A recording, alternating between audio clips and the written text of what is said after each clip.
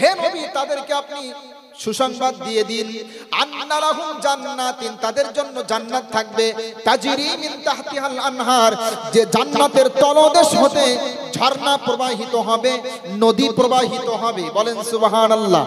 আচ্ছা, এই সুখময় জান্নাতে যেতে চাই না চাই না বলেন? এরপরে জান্নাতের মধ্যে খাদ্য থাকবে। খাদ্য দুনিয়াতে খাওয়ার জন্য কত কষ্ট করতে হয় আমাদের। দুনিয়াতে এক মুঠো খাওয়ার জন্য সকাল থেকে সন্ধ্যা পর্যন্ত দৌড়াদৌড়ি করি, ছোটাছুটি করি। এমনকি দুনিয়াতে এক মুঠো খাওয়ার জন্য অবৈধ রাস্তা পর্যন্ত অবলম্বন করে, হারাম রাস্তা পর্যন্ত অবলম্বন করে। এমন বান্দা আছে না নেই বলেন? আছে না? ঘুষ আপনাদের সমাজে আছে? আছে? কি অবস্থা? সুদ, এরপরে অবৈধ বিজনেস, বর্ডার এলাকায় অবৈধ বিজনেস আছে না? একটা কথা না বললেই নয়, যারা সুদ খায়, ঘুষখোর, অবৈধ বিজনেস করে, হারাম খায়, তাদের ইবাদত আল্লাহর কাছে কবুল হবে না। কারণ ইবাদত কবুল হওয়ার জন্য হালাল খাদ্য খাওয়া শর্ত, জরুরি।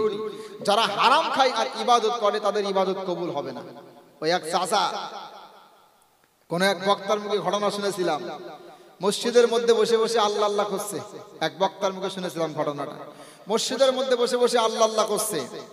ফজরের নামাজের সময় একটা যুবক দেখলো আল্লাহ আল্লাহ করছে, তাসবিহ টিপছে, সুবহানাল্লাহ, আলহামদুলিল্লাহি ওয়ালা ইলাহা ইল্লাল্লাহু আল্লাহু আকবার। ফজরের নামাজের সময়, জোহরের নামাজের সময় আল্লাহ আল্লাহ করছে, আসরের নামাজের সময় আল্লাহ আল্লাহ করছে, মাগরিবেও আল্লাহ আল্লাহ, ইশাতেও আল্লাহ আল্লাহ। যুবকটা চিন্তা করছে, এই মুরব্বী সকাল থেকে সন্ধ্যা পর্যন্ত মসজিদে বসে আছে, আল্লাহ আল্লাহ করছে, জিকির করছে, এর কি ইনকাম করা লাগে না? এ খাওয়া দাওয়া করে কিভাবে? তখন তাকে জিজ্ঞাসা করছে, আর ওই মুরব্বী তখন বলছে, আমি ইবাদত করার একটা সুবর্ণ সুযোগ পেয়েছি, ব্যাংকের থেকে সুদের টাকা পাই, ওটা খাই আর ইবাদত করি, আমার কাজকর্ম লাগে না, আমি ইবাদত করার একটা বড় সুযোগ পেয়েছি। ইবাদত করার কি পেয়েছি বলেন? ইবাদত করার একটা সুবর্ণ সুযোগ পেয়েছি, ব্যাংকের থেকে টাকা পাই আর খাই। আপনি হাসছেন, সত্য কথা বলছি, এই মুসলিম সমাজে বহু মুসলমান এমন আছে যারা চুরি করে করে ব্যাংকের সুদের টাকা খায়। মিথ্যা কথা বলছি আমি? খাই না? আপনার দেখা চোখে দেখেন, এখানে দলিল বসে আছে এখানে। তো ব্যাংকের থেকে সুদের টাকা পাই আর ইবাদত করি আমি। হয়তো মুরব্বির কাহিনীটা কতটুকু অবাস্তব কি বাস্তব জানি না, শুনেছিলাম বলে বলছি, কিন্তু এরকম হচ্ছে। যুবক তখন বলছে, মুরব্বি, আচ্ছা মুরব্বি বললো আমার সমস্যা, এই ইউটিউবে সব জায়গায় মুরব্বি, ফেসবুকে ঢোকার মতো নেই, মুরব্বি মুরব্বি। বাংলাদেশে এক বক্তা কোন এক মুরব্বি উঠে যাচ্ছিল, তো তাকে বসতে বলছে, মুরব্বি মুরব্বি আপনি যায়েন না, এটা বলেছে, আর এটাকে ভাইরাল করে দিয়েছে সব জায়গায়। ফেসবুক খুললেই বিশ্বাস করেন মুরব্বি মুরব্বি এত বেশি ভাইরাল হয়েছে, যারা বিদেশে থাকে, বিদেশ থেকে পর্যন্ত তারা, ওই যে আরবিয়ান যারা, তারা পর্যন্ত মুরব্বি মুরব্বি হুম করছে। আবার এ নিয়ে শিল্পীরা গজলও বাহির করেছে, ঠিক আছে? মুরব্বি তুমি কি করিলা, বইলা তুমি দেশটা মাতাইলা, মুরব্বি আছে না?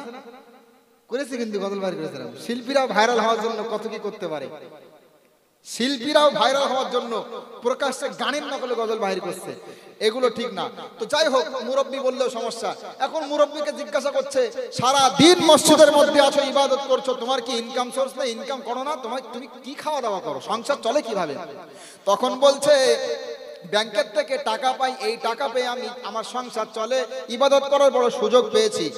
তখন এই যুবক বলছে, চাচা, ব্যাংকের সুদের টাকা খেলে ইবাদত কবুল হবে না, হারাম খেয়ে ইবাদত করলে লাভ হবে না। তখন বলছে, এই জন্যই তো ব্যাংকের বই আমার নামে না, তোমার চাষির নামে করেছি। ব্যাংকের বই চাষির নামে করলে হালাল হয়ে যাবে? হবে না, হবে না। আমি বলতে চাচ্ছি, আপনি সুদ থেকে দূরে থাকুন। এখান থেকে একটা বড় মেসেজ আমি দিতে চাইছি, কি? আপনি সুদ খান না বা আপনি সুদের কর্ম করেন না, কিন্তু আপনার গ্রামে একজন সুদখোর আছে, আপনি জানেন তার টাকা পয়সা সুদের টাকা, তার ইনকাম সব সুদের টাকা, আপনি তার বাড়ি দাওয়াত গ্রহণ করতে পারবেন না।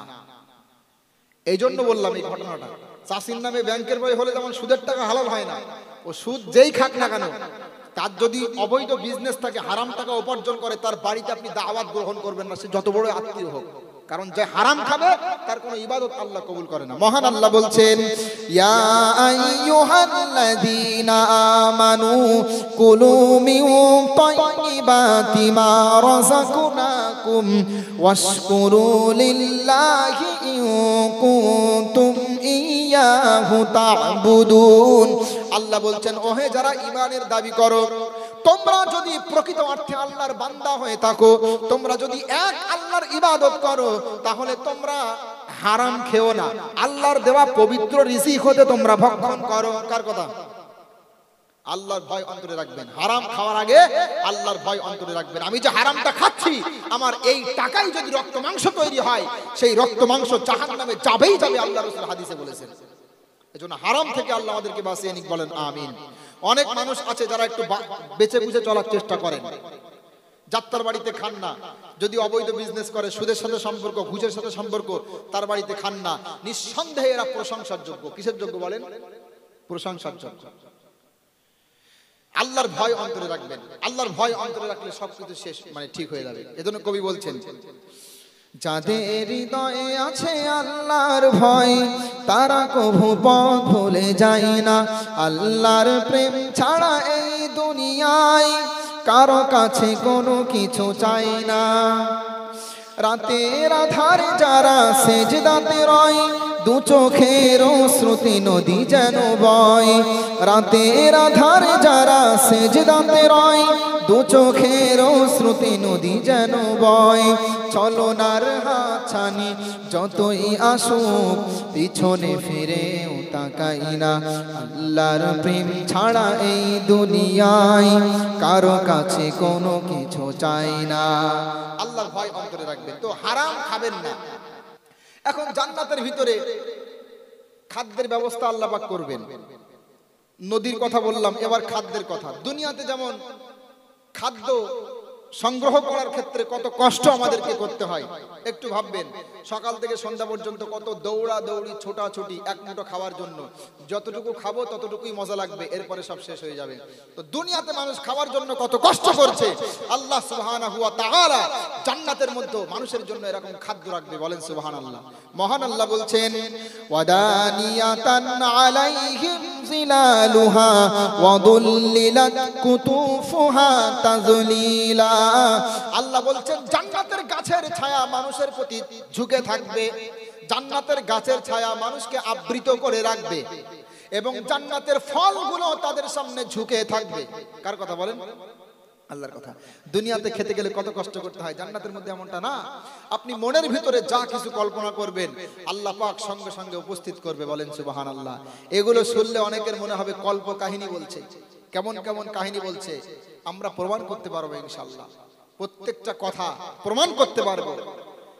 যারা ইসলাম বিদ্বেষী বা যারা জান্নাত জাহান্নামে বিশ্বাসী না, ইসলামী মতবাদে বিশ্বাসী না, তাদেরকেও আমরা বোঝাতে সম্ভব ইসলামী মতবাদ সত্য। ইসলামী মতবাদ সত্য, এ নিয়ে একটা বই আমার বাহির হবে খুব তাড়াতাড়ি ইনশাআল্লাহ। এটাই আমার জীবনের সর্বপ্রথম লেখা, ইসলাম বনাম ভ্রান্ত মতবাদ। এখানে ইসলামী মতবাদকে আমি সত্য প্রমাণ করেছি এবং যত ভ্রান্ত মতবাদ আছে সেগুলো খণ্ডন করেছি। ইসলামের একত্ববাদ প্রমাণ করেছি, খ্রিস্টানদের তৃত্ববাদ, বহু ঈশ্বরবাদ, সর্বেশ্বরবাদ, যত ভ্রান্ত মতবাদ রয়েছে এগুলো খণ্ডন করেছি বিজ্ঞানের আলোকে, যৌক্তিকতার দাবিতে, বাস্তবসম্মত দাবিতে। আল্লাহ সুবহানাহু ওয়া তাআলা যেন এই লেখাটা কবুল করে, সকলে দোয়া করবেন ইনশাআল্লাহ। করবেন তো ইনশাআল্লাহ? জীবনের প্রথম লেখাটা ভাবলাম কি নিয়ে লিখবো, তো ইসলামের সত্যতা নিয়ে লিখেছিলাম। দ্বিতীয়ত এটা ছাপানোর পরে ইনশাআল্লাহ ইসলামের সার্বিক অধিকার নিয়ে কিছু লিখতে চাই। তো সর্বোপরি আমার জন্য একটু প্রার্থনা করবেন যেন খেদমতগুলো করতে পারি আমরা। তো জান্নাতের কাহিনী বলছি, অনেকের মনে হতে পারে কল্প কাহিনী, ফোন নম্বরটা নিয়ে রাখবেন, ইনশাআল্লাহ আমি বুঝিয়ে দেবো আপনাকে এগুলো সত্য। আপনি যদি ইসলামী মতবাদকে অস্বীকার করেন, পৃথিবীতে কোনো মতবাদ আপনি সত্য প্রমাণ করতে পারবেন না। আমি চ্যালেঞ্জ করে বলছি আপনাকে, পারবেন না আপনি। ইসলামী মতবাদ, প্রত্যেকটা মতবাদের পিছনে এর বিজ্ঞানসম্মত ব্যাখ্যা আছে, বলেন সুবহানাল্লাহ। বিষয় যেহেতু একটা নিয়েছি, এই জন্য অন্য বিষয় বলবো না, না তো বলতে পারতাম। আমি অনেক জায়গাতে বলে আমাকে গেলে আর কি বিভিন্ন বিষয় ঠিক করে দেয়। তো যাই হোক, জান্নাতের ভিতরে খাদ্য থাকবে। আল্লাহ বলছেন জান্নাতের খাদ্যগুলো তাদের সামনে ঝুঁকে থাকবে, তারা যখন যা চাইবে জান্নাতের খাদ্য ভক্ষণ করবে, বলেন সুবহানাল্লাহ। এবার জান্নাতের ভিতরে খাদ্য সমূহের মধ্যে একটা মারাত্মক খাদ্য থাকবে, সেটা হলো মদ। কি থাকবে বলেন? শুনে কেমন লাগছে না? জান্নাতের মধ্যে মদ থাকবে। জান্নাতের ভিতরে অবশ্যই শরাব মদ থাকবে, তবে এটা দুনিয়ার মদের মতো না, ঠিক না? একদম একদম। দুনিয়ার মদ পান করলে মানুষ নেশাগ্রস্ত হয়ে যায়, দুনিয়ার মদ পান করলে মানুষ উল্টা পাল্টা বকতে থাকে, দুনিয়ার মদ পান করলে খিস্তি দিতে থাকে, গালি দিতে থাকে, ঠিক না বেঠিক? মস্তিষ্ক কাজ করে না। কিন্তু জান্নাতের মধ্যে এমন হবে না, জান্নাতের মধ্যে আল্লাহ মদ দেবে। মহান আল্লাহ বলছেন ওয়ায়ুতাফু আলাইহিম বিকাসিম মিন মাঈন বাইদা লাযযাতিন লিশ-শারিবিন। সূরাতুল ইনসান 29 নম্বর পারা 21 নম্বর পৃষ্ঠা, প্রথম নম্বর রুকুর 14 নম্বর আয়াত। আল্লাহ বলছেন জান্নাতীদের জন্য জান্নাতের মধ্যে মদ ভর্তি পেয়ালা দেওয়া হবে, শরাব ভর্তি পেয়ালা দেওয়া হবে। এই পেয়ালা থেকে তারা মদ পান করবে। এখন মদটা কেমন হবে? মদটা কেমন হবে? মহান আল্লাহ অনেক জায়গাতে বলেছেন এই বিষয়ে বিস্তারিত। লা ফিহা গাউলুন ওয়ালা হুম আনহা ইনজাফুন। এটা এমন মদ হবে, এটা এমন মদ হবে যে মদ পান করলে মস্তিষ্ক বিকৃত হয় না, যে মদ পান করলে মানুষ উল্টা পাল্টা বকতে থাকে না, মানুষের সেন্সলেস হয়ে যায় না। বলেন সুবহানাল্লাহ। এটা এমন মদ হবে। অনেক জায়গাতে আল্লাহ বলছেন ইয়াতানাযাউনা ফিহা কাসান লা লাগুবু ফিহা ওয়ালা তাসিম। আল্লাহ বলছেন জান্নাতীরা জান্নাতের মধ্যে যে মদ গ্রহণ করবে, জান্নাতীরা জান্নাতের মধ্যে যে পেয়ালা নিবে, এই মদ খাওয়ার পরে তাদের মস্তিষ্ক বিকৃত হবে না, উল্টাপাল্টা বকবে না, নেশাগ্রস্ত হবে না। এখন এই জান্নাতের মদ পেতে গেলে বা জান্নাতের নিয়ামত পেতে গেলে কি করতে হবে জানেন? দুনিয়াতে যে মদ আছে এই মদ থেকে দূরে থাকতে হবে। কি করতে হবে বলেন? জান্নাতের এই মদ পেতে গেলে দুনিয়াতে যে মদ আছে এই মদ থেকে দূরে থাকতে হবে। আচ্ছা, আমাদের সমাজে মদ খোর আছে না নেই? ছি ছি, লজ্জা করে না? লজ্জা করে না? একটা অপবিত্র জিনিস মুখে খাবো, গালিগালাজ করবো, মানুষকে কষ্ট দেব, মাতলামি করব। অনেক সময় মদ খেয়ে দেখি রাস্তার ধারে পড়ে আসে, যেখানে কুকুরেও ঘুমায় না, কুকুরেও শুতে গেলে লজ্জা করে, যেখানে কি করে ঘুমায় সেখানে মাতাল হয়ে পড়ে আছে, আছে না এরকম? এগুলো লজ্জার বিষয় আমাদের জন্য। মদ খাবেন না, মদ হারাম। কি বলেন? মদ কি করা বলেন? মদ খাওয়া হারাম। মহান আল্লাহ বলছেন ইন্নামাল খামরু ওয়াল মাইসিরু ওয়াল আনসাবু ওয়াল আজলাম রিজসুম মিন আমালিশ শাইতান। আল্লাহ বলছেন অবশ্যই মদ, লটারি, জুয়া, মূর্তি পূজা এগুলো তোমাদের জন্য নিষিদ্ধ করা হলো। আচ্ছা, মদ নিষিদ্ধ, লটারি নিষিদ্ধ। লটারি আমাদের সমাজে আছে না? আছে না? আছে কিন্তু লটারি। মদ নিষিদ্ধ, লটারি নিষিদ্ধ। এখন আমাদের সমাজে মদ অনেক আছে, মদ খায় না, তবে মদের যারা ছোটখাটো মানে ভাই আছে সেগুলো খায়, যেমন বিড়ি, সিগারেট, এগুলো কিন্তু মাকরুহে তাহরিমি খাওয়া। আমরা হানাফি মাযহাব ফলো করে চলি। হানাফি মাযহাবের সমস্ত উলামায়ে কেরামের মতে বিড়ি, সিগারেট, এই যে তামাক দ্রব্য, এগুলো খাওয়া মাকরুহে তাহরিমি। কি বলেন? আজকে সকলে বলবেন কি বলেন? মাকরুহে তাহরিমি। আর বিড়ি, সিগারেট যদি মাকরুহে তাহরিমি হয়, এগুলো খেলে গুনাহ হবে। আপনাদের সমাজে কি বিড়িখোর আছে? কি কথা বলে না? বিড়িখোর আছে সমাজে? তাই নাকি? বিড়িখোর সব জায়গায় আছে, শুধু ও না, মানে বিড়ির প্রতি এত আকর্ষণ আছে কিছু মানুষের, এত বেশি বিড়ি ভক্ত, এত বেশি বিড়ি ভক্ত। একদিন আমাকে একজন বলছে, হুজুর বিড়ি না খেলে বাথরুম ক্লিয়ার হয় না। আছে না নেই বলেন? বিড়ি না খেলে বাথরুম ক্লিয়ার হয় না। বিড়ি এত বেশি বিড়ি প্রেমিক এক বক্তা ওয়াজ করতে করতে বলছে জান্নাতের মধ্যে এটা থাকবে, জান্নাতের মধ্যে তমুক ফল থাকবে, জান্নাতের মধ্যে অমুক খাবার থাকবে। সামনে বসা ছিল বিড়িখোর, সে চিন্তা করছে আমি তো বিড়ি অনেক ভালোবাসি, তো জান্নাতের ভিতরে যা থাকে থাকুক, না থাকে না থাকুক, কিচ্ছু দরকার নেই, যদি বিড়ি থাকে তাহলে আমি খুশি। তো বক্তাকে বলছে, হুজুর একটা মনের কথা জিজ্ঞাসা করছি, কিছু মনে করিয়েন না, জান্নাতে কি বিড়ি থাকবে? চিন্তা করতে পারছেন? ও মনে তামান্না জিজ্ঞাসা করতে পারে। বক্তা তখন বলছে, হ্যাঁ জান্নাতে বিড়ি থাকবে, তবে বিড়ি ধরাতে গেলে আগুন লাগে, জান্নাতের মধ্যে আগুন নেই, ওই বিড়ি জ্বালাতে গেলে তোমাকে জাহান্নাম থেকে জ্বালিয়ে আনা লাগবে। কথা কিন্তু খারাপ বলি না, জান্নাতে আগুন নেই, ওই বিড়ি ধরাতে গেলে জাহান্নাম থেকে ধরিয়ে আনতে হবে। এই জন্য বলো বিড়ি, সিগারেট, যুবক ভাইরা অনেকে মনে করছেন যে আমরা তো বিড়ি খাই না, সিগারেট খাই, খাবেন না। বিড়ি, সিগারেট এগুলো ক্যান্সারের সম্ভাবনা রাখে। বিড়ি, সিগারেট এগুলো খেলে আভ্যন্তরীণ অনেক ক্ষতি হয়ে যায়। বিশ্বাস করেন, ডাক্তাররা বলে থাকে যে বিড়ি সিগারেট এগুলো পান করলে কি হয় বলেন? ক্ষতি হয়। এগুলো খাবেন না। আল্লাহ পাক আমাদের বিড়ি সিগারেট থেকে দূরে রাখুক, বলেন আমিন। থাকবেন তো ইনশাল্লাহ? থাকবেন তো ইনশাল্লাহ? আরে এইসব কথা বাইরে হবে না, কারণ বহু মুসল্লি আছে 5 ওয়াক্তের নামাজ পড়ছে আবার বিড়ি খাচ্ছে, ঠিক না? আমি অনেক মুসল্লিকে দেখেছি, মানে সত্য কথা বলছি, আমি একটা বানিয়ে বলছি না, আমি অনেক মানুষকে দেখেছি ইফতারের পরে, ইফতার করার সঙ্গে সঙ্গে ভাত খাওয়ার আগে আগে বিড়ি ঢোকে, আছে না? রোজার মাসে সারাদিন ইফতারি করা, মানে রোজা থাকার পরে ইফতারি করে আগে বিড়ি খায়, এরকম আছে কিন্তু আমি দেখেছি বলে বলছি কথা। এগুলো করবেন না। বিড়ি সিগারেট নেশাদ্রব্য যে বস্তুগুলো আছে এর সাথে ইসলামের কোনো সম্পর্ক নেই। আল্লাহ বাঁচিয়ে নিন, বলেন আমিন।